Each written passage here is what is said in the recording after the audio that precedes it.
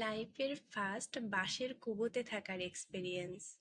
এবারকার ট্যুরে আমার বেশ দারুণ দারুণ এক্সপেরিয়েন্স হয়েছে। প্রথমে আমরা যেখানে গিয়েছিলাম এখানে ফিলিপিনোদের গ্রামীণ জীবনযাত্রা, তাদের খাবার দাবার, আচার ব্যবহার খুব কাছ থেকে দেখেছি। এই ট্যুরটা ছিল আমার অ্যানিভার্সারি ট্যুর, তো সবকিছু মিলায়ে আমার কাছে বেশ স্পেশাল ছিল। আমি কখনো এরকম বাঁশের ঘর বা কুবোতে থাকিনি।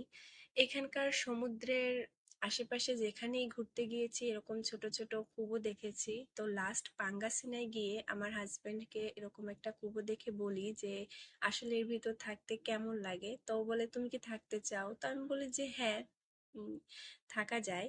তো ও এই জন্য এইবারকার ট্যুরে আমার জন্য এই কুবোটা বুকিং দেয়।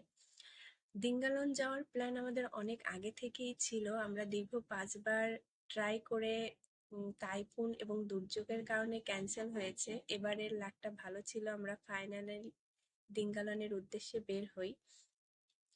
আর মাকাতি থেকে দিঙ্গালনের দূরত্ব এত যে আমরা সকাল 8টায় খাবার খেয়ে বের হই, আর রিসোর্টে পৌঁছাইতে পৌঁছাইতে রাত 8টা বেজে যায়। সারাদিন আমাদের জার্নিতেই চলে যায়। আর রিসোর্টটাও খুব সুন্দর ছিল, সামনেই সমুদ্র, আমরা যখন খুশি তখন সমুদ্রের পাড়ে যেতে পারবো এরকম ব্যবস্থা ছিল।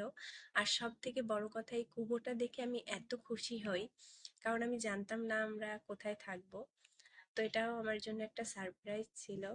আর রাত্রে বৃষ্টি শুরু হয়, তো আমার হাজবেন্ড ভয় পায় যে আবার না টাইফুন শুরু হয়, কারণ টাইফুন হলে এই এরিয়ার অবস্থা খুব খারাপ হয়ে যায়। তো তেমন কোনো প্রবলেম হয়নি, তবে বৃষ্টি হলে এরকম বাসের ঘরে কেমন অনুভূতি হয় এটাও আমাদের আসলে একটু বোঝা হয়ে গেল এই জার্নিতে। তো সবকিছু মিলাই আমার এই কুবোর থাকার এক্সপিরিয়েন্সটা ভালোই ছিল। আর বৃষ্টি তেমন কোনো প্রবলেম হয়নি, জাস্ট একটু ভয় লাগছিল যে যেহেতু সমুদ্রের পাড়ে টাইফুন শুরু হলে প্রবলেম